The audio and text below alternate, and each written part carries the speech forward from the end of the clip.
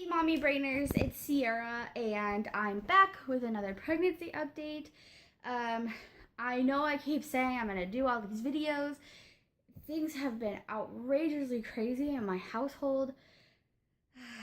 Work and dealing with the husband and the child who no longer wants to listen and trying to get things set up with baby. Um, I apologize. I'm trying to be more consistent. I promise. It might be every other week now I might be able to do these videos. So we'll see how it goes. I did, however, I feel a sneeze coming on. I did, however, take some time out to get my nails done. So I have rejuvenated a little from my hectic week last week. And as you can tell, I just showered. Brooke is actually taking a nap after an hour of fighting for a nap. So today I want to go over week 20, week 21, because we are in 21 weeks now. Over the past 2 weeks, I have, fingers crossed, knock on wood, I have not had any nausea like I was having before. Like I wasn't eating a whole entire meal and then puking it back up for whatever reason. Um, I only get nausea if I physically do not eat when I should eat. Like I have to eat something for breakfast or I will feel the effects of it. Um, I, I constantly snack while I'm at work, and usually it's good things.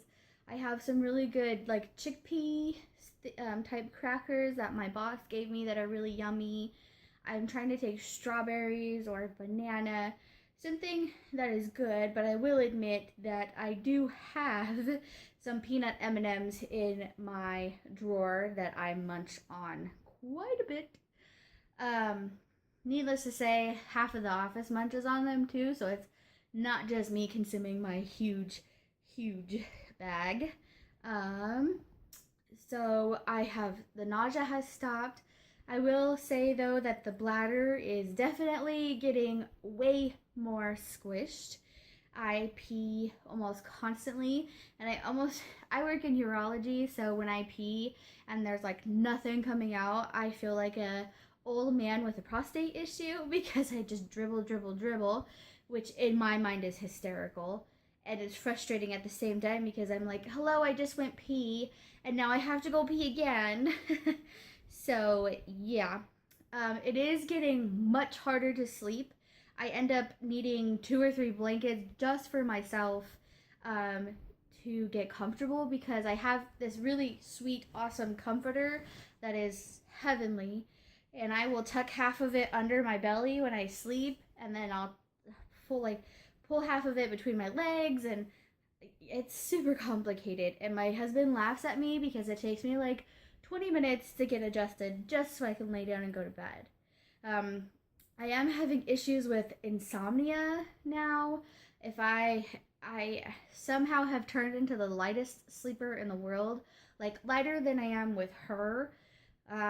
If my dog walks across the hardwood floor and I hear their little clicking of their nails, I'm wide awake. If somebody, sighs loudly in their sleep, or if my husband perhaps starts talking in his sleep, I'm wide awake. And it takes me another 45 minutes to get to sleep. So half the time, I'm losing an hour or more of sleep because I have to spend 30 to 45 minutes re-getting comfortable and re-calming my mind down. So there's that. I did get my 20 week, 19 or 20 week ultrasound. I don't remember how far. It was the 14th. So I think that was 19 and a half weeks when I had my ultrasound. And we did find out the gender. We do plan on revealing it in a reveal possibly this weekend, depending on when Amazon pulls through. So we're really excited about that. Thus far, baby is growing healthy. Baby is big already. At the time of my ultrasound, which was the 14th of February, the baby was already 10 ounces. So baby was almost a pound already, which freaks me out because Eric was almost 11 pounds when he was born. I was tiny, and Brooke was standard size, 6 pounds at 35 weeks. The doctor did talk about putting me on, they're called 17P injections. They're basically progesterone injections to help with preterm labor, because I have had a preterm or a premature baby. I would qualify for those, so I'm currently waiting to see if insurance is going to be on my side and allow me to get those injections. If that does happen, I would have to be injecting myself once a week, which isn't a big deal. It doesn't bother me. I do this every day. But at the same time, it's kind of a good thing, so we can keep baby in as long as baby will stay there, which we're hoping for July. Stay there, baby. I absolutely cannot tolerate anything sweet. I literally last night made chocolate lasagna, and it's a 13 by 9 pan, so it's a big chocolate lasagna because I had been eyeballing it all week long and I wanted it, and now I took a bite of it and I don't want it anymore. So I'll probably take it to work tomorrow. So, since I do know the gender and I wanted to do some gender stuff, which I was negligent and was cooking last night, and I used all my baking soda, so we can't do the baking soda test. And I don't ever keep cabbage in my house or think of buying red cabbage, so we can't do the cabbage test. So I figured that I would go over some gender wives' tales, and then I have a really interesting story to see about my family and babies, so we'll see. So I have my gender thingies here. I have like 5 or 6 of them listed. So if they say you crave salty versus sweet, salty's boy, sweet is girl. I crave salty stuff all the time. I crave red meat. I actually enjoy pretzels a lot more. I'm not a big pretzel person. I just, nothing sweet. I don't want anything sweet. So yeah, I can't even eat Oreos, and I love Oreos. I can demolish Oreos like 10 minutes flat, like a whole case. The Chinese gender chart, that's the chart where you take your birth date and then your month of conception, and it's supposed to say, oh, it's a boy or it's a girl. I've looked at it like 7 times, especially right around the time we first conceived, and it says girl. Still to this day, it says girl. So, and it was right with Brooke. It said it was a girl with Brooke. So we'll see what it is with this baby. Now, with morning sickness, they say with a boy, you're not supposed to have any morning sickness at all. You're supposed to feel fantastic. And with a girl, you're supposed to be very, very, very sick. I feel like it should be opposite because, like, when Bree was pregnant, she was sick all the time. And when Brooke was pregnant, or when I was pregnant with Brooke, I was never sick. I don't know. I think maybe they messed that one up, but based off of the morning sickness, I should be having a girl because I was sick up until about my 19th or 20th week, which, thank goodness I'm not sick anymore. So they say if your hands and your feet are exceptionally cold, that you're having a boy, or if they're normal and they're warm, you're having a girl. Okay, well, I don't think I qualify for this one because even when I'm not pregnant, my feet are icicles. Like, I literally have to warm them up in Eric's legs. Like, I shove them in between his legs all the time. But, so based off of that, I would be having a boy. They say if your legs swell up, especially more in your thighs, you're having a boy. If everything else swells up, you're having a girl. Thus far, I've gained 6 pounds, which I'm very happy about, but I really haven't noticed a difference in my thighs or the rest of my body or anything like that. So I'm kind of in between with that one.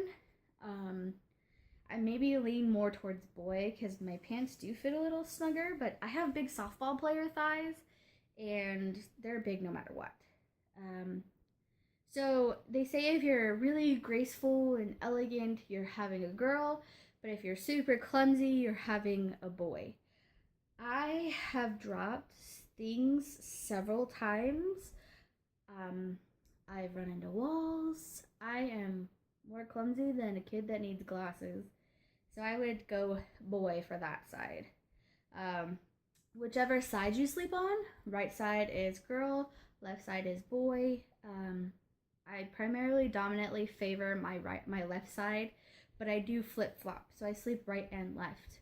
So it's kind of in the middle again. Headaches. If you have more headaches, you're having a boy. I think I've said this before, but I've had migraines since I found out I was pregnant. I'm actually taking medication for them right now. So I would say boy, migraines. Now, the whole heartbeat thing, anything over 140, anything under 140, the whole wives' tales with that. I'm in the middle because the heartbeat has always been 140. It's maybe like 142 was the last time. This baby has never reached the 150s, 160s, nothing like that, or anything below. Always been right in the middle. So I'm kind of, let's see. I'm kind of in the middle for which one is which because I'm in between. So now let me go into my story with my family and I'll wrap it up. So I actually have a total of 4 sisters, but the 4th sister doesn't count because she's 13 and I hope to God she's not pregnant. But I have 3 sisters. I am the oldest of 3, so I have middle sister and younger sister. Okay, well, right before we found out we were pregnant with Brooke, my younger sister was pregnant and had a baby, and my middle sister had her baby. My younger sister was pregnant and was due February. And then we found out we were pregnant with Brooke, and Brooke was due in June. So my parents became grandparents in literally 364 days. The first grandchild was born June 6th. Brooke was born on June 4th. But my dad says June 5th because in Colorado it was an hour ahead. Whatever. So now, and they were all girls. Girl. Okay? Now, over this last year, in February, my middle sister had a boy. And in August, my younger sister had a boy. So what does that tell you? In my mind, it says I should have a boy. So we'll see about that. Also, my mom has predicted all of our pregnancies, all 3 of my sister's pregnancies, down to the gender. And she'll call us and ask us if we're pregnant even before we know we're pregnant. And this pregnancy is different for her because she usually has dreams. She calls them dreams, where she'll have dreams about babies and then somebody comes up pregnant. Well, I told her I was pregnant. She didn't even know, and we talk once a week. So I'm like, oh, what are your feelings? What's going on? And she's like, I don't know. I still have dreams that you're having too. She's like, I can't figure it out what you're having. I don't have any leeway for one or the other, which is not like my mom. She's usually consistently one way boy, one way girl, if she has this feeling. So she has no idea in her brain what is going on. Obviously, she knows. She was one of the first few people to find out what gender is. So, yeah. So things are going great. Life is just very busy. I will give you a bump update if my camera cooperates. Until then, I'm hoping to do our official gender announcement next weekend, depending on how Amazon likes me, based off what I have planned. So we'll see, fingers crossed. So let me show you the bump.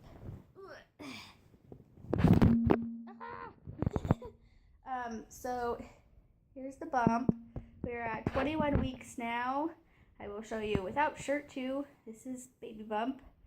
And I finally feel like I'm pregnant. So here's the front side. And then here is side view. And this shirt is short, obviously. It's just a cleaning shirt. But, yep, there we go. So, I will see all of you mommy brainers back next week. Don't stare at my messy bedroom.